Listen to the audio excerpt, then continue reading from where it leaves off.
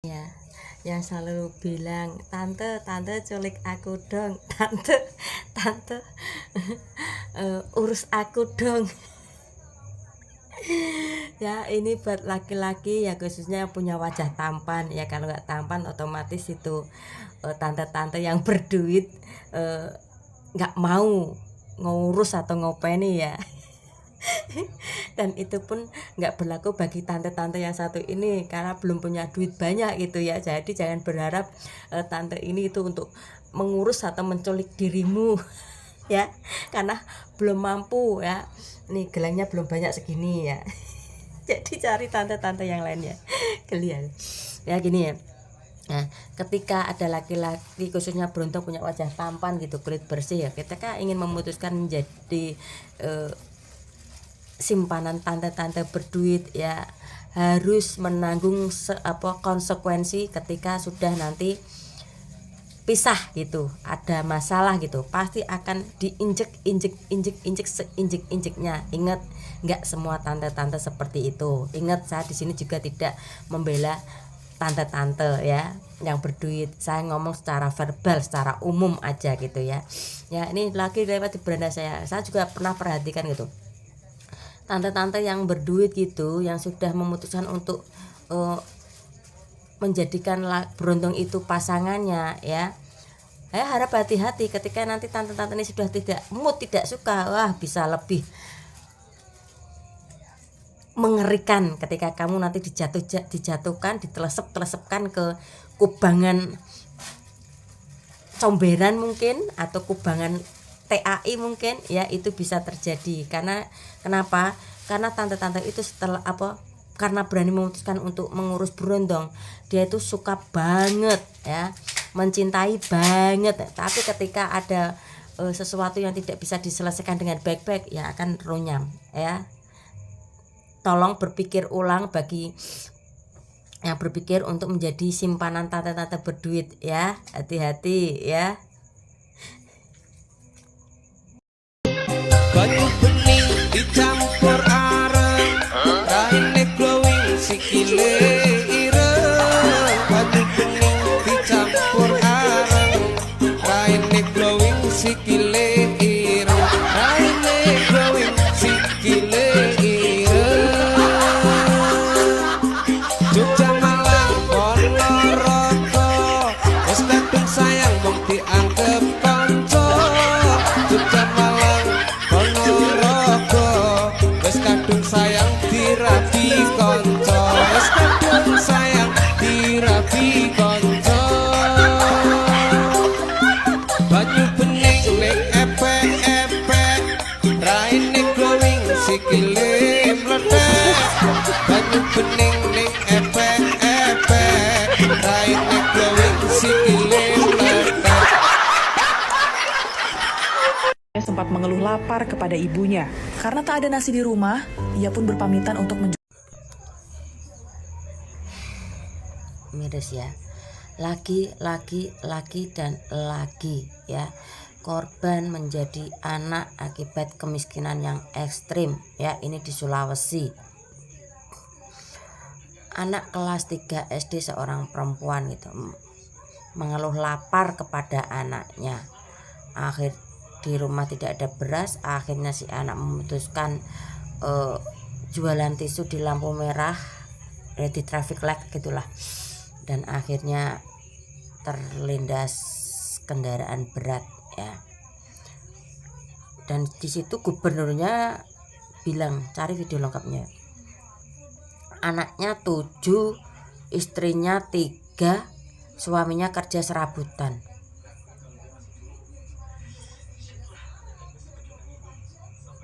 Berarti poligami ya. Oke. Maaf nih, saya agak menyinggung sedikit tentang agama poligami ya.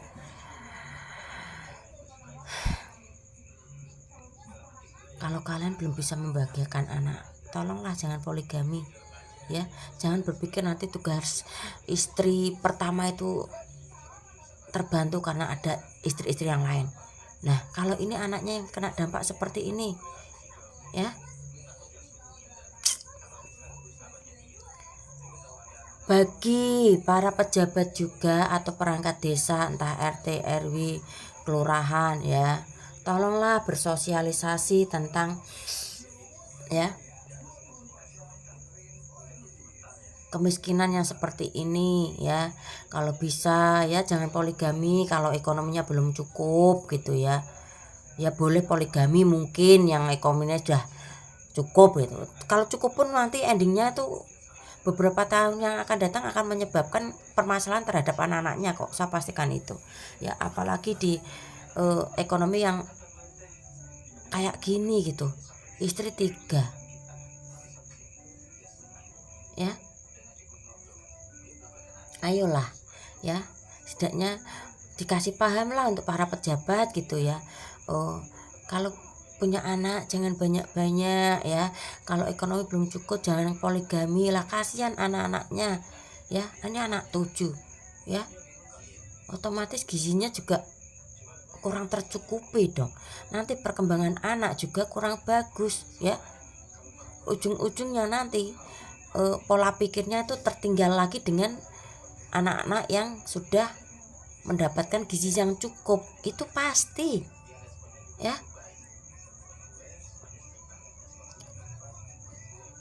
Banyaklah turun itu para pejabat, lihat ya. Contohnya itu RT RW yang dari titik terendah gitu ya, pantau siapa sih keluarga yang kurang mampu, laporkan ke RT RW, naik lagi ke kelurahan ya, supaya apa bisa terdata sampai ke pusat gitu ya. Kenapa RT itu dibagi hanya untuk memantau mungkin 50 atau 60 kakak gitu, supaya apa, bisa ngerti problema-problema dalam masyarakatnya itu apa, sehingga bisa lapor. Dan itu pun nanti kalau lapor jangan dipersulit ya, sehingga tidak terjadi hal yang seperti ini lagi. Kemarin ya hanya karena minta buku dan pensil bundir ya, ini hanya untuk mengisi perut, berjualan tisu, akhirnya meragangkan nyawa, kan miris ya. Dan mungkin Pak Presiden hanya melihat dari sisi mewahnya aja ya. Di mata internasional ya, keluarga kita, negara kita negara yang paling bahagia dan banyak senyum ya.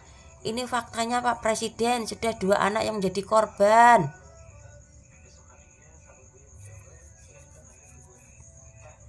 Ke mall ya, jadi jangan heran nanti kalau Aeon Doktif laporin ya, karena sudah Oke. Saya memanggilnya Batman Wati ya, karena dia juga pakai topeng kayak dunia kepahlawanan gitu ya. Saya panggil aja Batman Wati. Ini ya sekolah tinggi, oke. Mungkin smart, ada yang mau lihatnya, oke. Ini orang salah langkah ya. Kalau memang dia itu sebagai konsumen ingin, kenapa mau menuntut ya? Di situ kalau itu kok skincare atau peralatan muka itu istilah apa itulah ya, di situ kan ada pihak BPOM, tinggal lapor ke BPOM aja, jangan mencari muka Batman Wati. Wes nggak usah panjang kali lebar, kayaknya tuh nyusul nanti. Di Amerika Serikat, di Universitas Pennsylvania, tepatnya di Wharton School. Oke ya, meski saya kontra dengan cara pengangkatan Gibran ya yang berurusan dengan Miftah gitu ya, dan ini ada video seperti ini ya, saya mau sedikit apa ya, yang setahu saya gitu ya, emang benar ini orang pernah sekolah di Amerika apa Singapura ya. Terus dia punya usaha kuliner bisnis ya, kalau saya melihatnya ya, dia itu punya catering cili pari gitu ya, karena dulu bapaknya menjabat sebagai wali kota atau ya wali kota gitu ya, ya biasalah lewat jalur bapaknya gitu, sehingga dia itu memberi masakan cateringnya itu untuk apa ya, kayak instansi pemerintah juga gitu ya, intinya memanfaatkan nama besar bapak gitu ya. Akhirnya dia punya usaha catering Cili Pari itu ya, itu ya, ngefly boleh tapi jangan terlalu banyak dan jadi halus seperti ini ya dalam. Awas jatuh. Nah itu ya yang bener ya.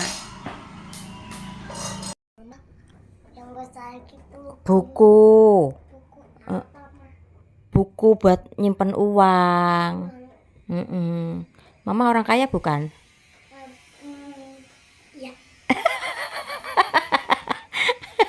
Amin alhamdulillah gitu ya. Karena kok bisa tahu nek mama orang kaya? Kan mama banyak duit. Oh ini iya begitu. Emangnya kalau orang kaya harus banyak duit gitu? Oh gitu. Makasih ya Mbak Paya atas doa-doanya ya Mbak Paya. Nanti kalau mama kaya punya banyak duit, Mbak Paya mau minta apa? Jajan apa? Tiara aja ya, yang harganya 2.000 ya. Salaman sih. Loh kok tangan jelek toh? Tangan bagus lah. Sing penting? Walas. Lah kae sing penting apa? Walas. Oke.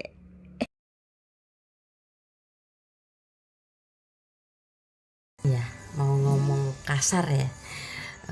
Ibu Bayangkari pekok ya. Ini saya khususkan buat yang ada di video ini nanti ya. Saya putarkan gitu ya. Pekok ya, bilang saya katakan pekok gitu. Di saat ada seorang anak kecil yang meminta uang 10.000 kepada ibunya ya, tidak dikasih, akhirnya bundir. Dan ini ada Ibu Bayangkari yang pamer KTA ya, mungkin apalah istilah namanya, saya bukan ibu Bayangkari ya. Pekok ya, pekok untuk sekedar apa, memposting kegiatan sehari-hari tapi tidak dipikir panjang. Dasar otaknya itu nggak tahu di mana ya. Ya inilah kualitas ibu pembantu negara, ibarat kata seperti itu ya. Ibu-ibu Persiti kan bisa dikatakan juga ibu pembantu negara itu. Tapi otaknya seperti ini karena apa? Sudah ada di posisi enak ya, tidak memikir efek panjangnya ketika dia memposting seperti itu tuh ya. Gemes saya kalau melihat orang seperti ini ya. Nih saya mau mungkin sedikit menampar buat para pejabat yang punya jabatan lumayan tinggi. Ayolah turun lihat sekeliling tetangga kalian, atau enggak pergi ke pelosok-pelosok ya. Bagaimana keadaan mereka yang ada di pelosok-pelosok itu seperti apa ya. You know what lah, saya diberhentiin, saya cuma dikeluarin ini. Terus polisi yang menghadang, Ibu bersih. And you know what? Aku diberhentiin dan aku keluarin ini. Sampai kebalik. Ya. Guys, ada razia guys di bundaran Tugu Juang 2. And you know what? Aku diberhentiin dan aku keluarin ini. Sampai kebalik. Ya kan tuh. Jadi pelantasnya senyum-senyum aja gitu. Oh Bayangkari kayak gitu kan. Rahmat Waliansen. Oh iya. SIM-nya ada? Ada dong Pak. Jadi aku bukain dompetku gitu kan. Ya lengkap gitu. Sampai fotonya juga ada. Jadi ya untungnya SIM-nya juga masih hidup dan masih panjang, jadi aman, kita los. Assalamualaikum warahmatullahi wabarakatuh. Selamat malam, saya Ria Vera Andriani, istri dari Bribka Rahmat Waliansen secara sadar.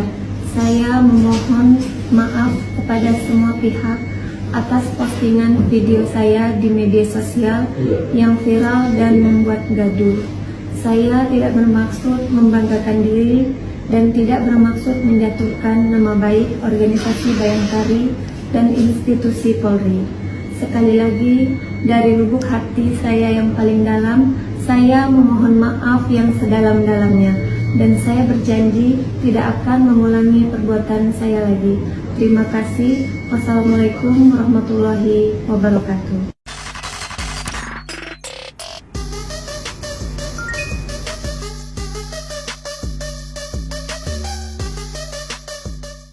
Oke, selamat malam ya.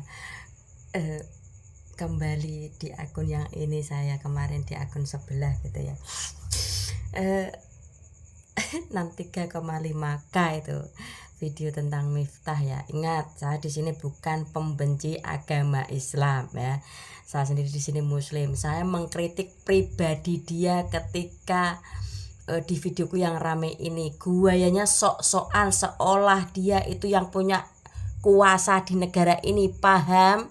Ya, kalian yang komentar di tempat saya gaya bebas, tapi ingat ketika nanti saya sentil agak pedas, dimohon jangan tersungging ya. Saya kalau kalian bisa pahami ya, seolah-olah itu dia itu yang menguasai negara kita ini ya. Pak Prabowo datang ke Ponpes, manggilnya emas lo, emas. Kayak saudara deket gitu, gayanya sok-sokan gitu ya. Ya biasalah orang yang dulu naik jadi apalagi punya kolega-kolega pejabat gitu, ya. Saya lihat video-videonya makan kayak gini gitu, padahal para pejabat kaki di bawah, itu ya.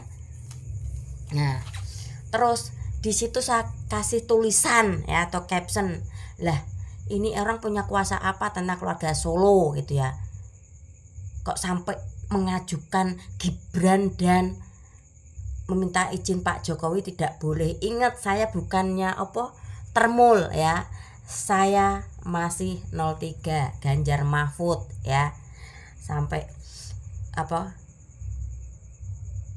sampai detik ini belum berubah, karena Pak Ganjar dulu mantan gubernur saya Jawa Tengah 2 periode, dan alhamdulillah orang-orang di sekitar saya, jalan-jalan di pinggir saya itu kena dampak positif dari kinerjanya Pak Ganjar ya. Saya selalu support itu ya, meski beliau kemarin gagal, nggak apa-apa. Mau saya dikatakan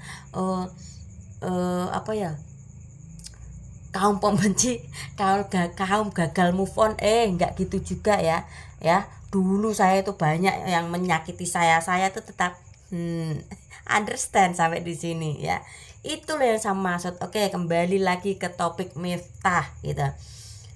Kalau kalian perhatikan secara global, perhatikan dari kata-katanya, berarti seolah-olah dia tuh yang punya kuasa atas negara kita dong ya. Manggil Pak Prabowo emas, kakak lo emang ya. Ini ingat, saya bukan termul ya, saya masih 03. Saya cuman kasih video ini, kalian tuh harusnya berpikir waras gitu loh ya. Banyak yang berdebat ya silahkan lah, menurut pemandangan pemikiran masing-masing ya. Ini saya kasih contoh gambaran deh. Andai kamu punya anak gadis gitu, dinakahkan dengan aki-aki gitu ya, apakah kalian akan mengizinkan sedangkan anak Anda itu belum cukup umur ya? Otomatis batin akan tersiksa itu anak ya, ketika anaknya dinikahkan paksa sama aki-aki. Contoh dalam kehidupan sehari-hari itu kayak gitu ya. Saya juga ketika live tuh menemui ya, di daerah-daerah yang agak pelosok gitu, umur yang 32 menikahi umur 16 tahun. Aduh, ini rumah tangganya itu ya saya pastikan gak akan lama ya, pasti nanti suatu saat akan pisah juga. Karena apa? Masih tinggal sama mertua, anaknya masih kecil, belum bisa beradaptasi sama orang tua dan suami kecil loh. Ini miris juga ya, sampai di sini dipahami ini dalam konteks keseharian. Ada loh tipe orang yang seperti ini ya. Ingat, saya bukan termol ya. Saya masih setia dengan Pak Ganjar Pranowo Cile ya. Karena saya melihat Pak Ganjar itu ya ada sesosok bapak saya di situ. Ketegasannya ada ya. Galaknya juga ada, humornya sedikit ya ada. Ya. Toh ketika beliau itu menjabat jadi gubernur, saya kena dampak ya, memang nggak semua, pasti ada di daerah-daerah pelosok atau pesisir Jateng kurang kena dampak kinerjanya Pak Ganjar. Saya pastikan itu ada, tapi kan di situ setidaknya ada bupati, wali kota, camat, lurah yang harus berkolaborasi untuk membangun masyarakat di sekitar yang dipimpin gitu ya. Kumes aku nek ndelok penceramah iki siji yo. Gayane sok-sokan nek. Aduh aing ka mana sih inung sia. Aduh aing poho deui rek ka mana ieu teh nya meuli naon. Oke. Banyak kreator-kreator ya di beranda saya itu bilang Mak Daster. Saya tunggu sampai lewat di beranda saya seperti apa toh. Oh, begitu toh konsepnya. Yang menginjak-injak makam ya. Dan dia pun sudah klarifikasi antara makam asli dan palsu bla bla bla bla bla bla bla bla gitu lah. Gini ya. Ya emang sih saya melihatnya karena maaf keluarga dari kurang mampu gitu ya, ketika udah punya gaji gede gitu dia tuh semangatnya terlalu berlebihan sehingga bisa berakibat fatal. Saya tuh sebetulnya udah mantau tuh akun-akun yang nanti kedepannya akan dapat kasus, contohnya yang ngomong-ngomong kasar terus kayak barbar gitu ya. Saya cuma perhatikan nanti suatu saat akan jatuh dengan kontennya dia sendiri. Saya tidak melarang kalian untuk FYP gitu ya, saya juga tidak melarang kalian itu membuat konten, tapi harus diingat efek jangka panjangnya gitu ya. Kalau sudah kayak gini kan ya jadi berabe gitu ya. Nanti habis ini saya putarkan makam yang sudah diklarifikasi katanya makam palsu ya, yang dijajah itu kalau saya melihatnya itu asli, cuman kayak pohonnya itu cuma ditancepin, tapi yang foto doang nanti itu baru yang dibuat gitu ya, karena untuk menutupi hal yang sebenarnya. Dan endingnya tuh kabarnya si Mama Mak Daster itu sekarang tuh sakit, kameramennya kabur dan uangnya kabur ya. Ini nggak hanya di konten kok, di realita aja itu ya. Orang yang naik ekonominya naik sedikit aja itu udah kebanyakan tingkah, kebanyakan pogal, akhirnya akan jatuh dengan sendirinya. Hati-hati ya, karena di sini saya ngomong sudah hidup ada dua sisi gitu, sisi anak orang kaya dan sisi mungkin kata Nikita Mirjani gembel bau miskin gitu ya. aduh ya, hati-hati, semakin tinggi kau semakin hati-hati ya.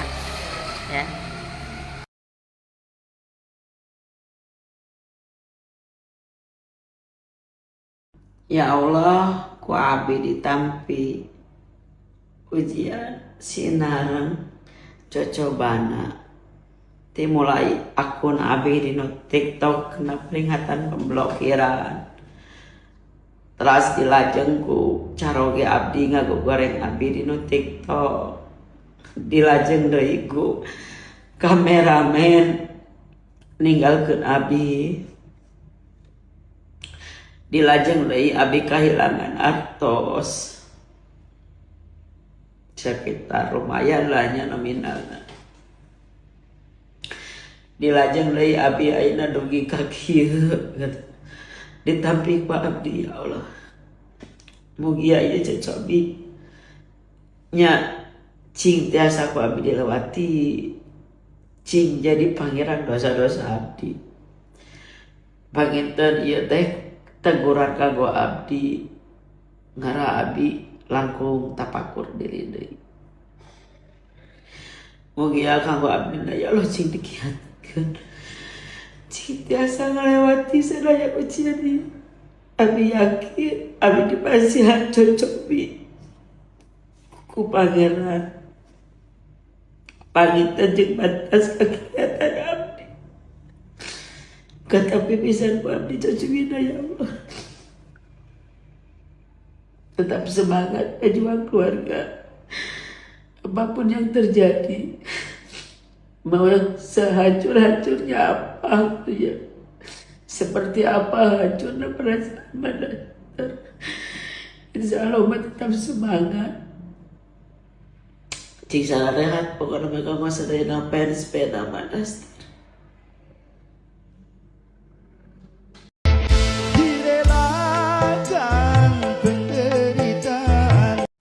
Oke ya, saya mau lari ke Pati Jawa Tengah nih ya, perjuangan Mas Boto ya. Saya merasakan kesedihan pada istrinya, pasti ketika berjuang untuk rakyat Pati ya. Ini yang pro dengan Mas Boto, perjuangan seperti ini, dan dibaca aja captionnya ya. Untuk waktu dekat kebebasan Mas Boto itu kayaknya agak susah ya karena memang sudah diatur sih, karena ini melawan Bupati Sudewo kan ya. Ya mudah-mudahan ya kurang dari 2 tahun ada kabar bahagia ya. Saya nggak mau buka dulu, mudah-mudahan itu Mas Boto bisa bebas dan bisa menjadi penyalur aspirasi masyarakat Pati. Itu saja yang bisa saya sampaikan dulu ya. Saya sebetulnya prihatin ya ketika berjuang untuk masyarakat Pati dan akhirnya endingnya malah ditangkap seperti ini ya, miris.